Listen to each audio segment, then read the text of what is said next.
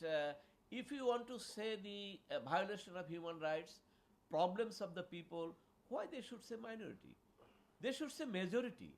I am telling here that the majority, I mean the people who was in power, supporter of that party, well-wisher of that party, I mean more than 30% people who are related with the Awami League or others party, 14 party, they don't have any human rights here.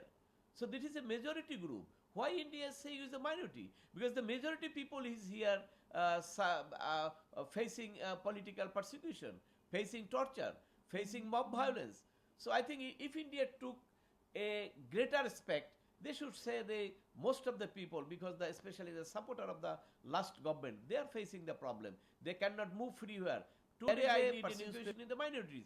It's happened all over. During the Awami League period, there was a persecution in the minorities. I especially filed 3 public interest litigation cases during the Awami League, and that judgment was passed, and ultimately the leaders of the Awami League, they forced to leave the land of the minorities people, and that is the reported case.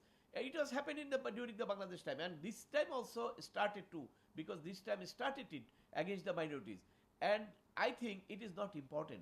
Important is that the majority people, not only minority, majority people, Muslim, Hindu, Buddha, Christian, who are the supporter of the last removed Awami League party, they have got no human rights here. They are not getting any legal relief here. They are facing any hardship. So if anyone is want to say about the human rights condition, they should say as a whole, not minority, the majority.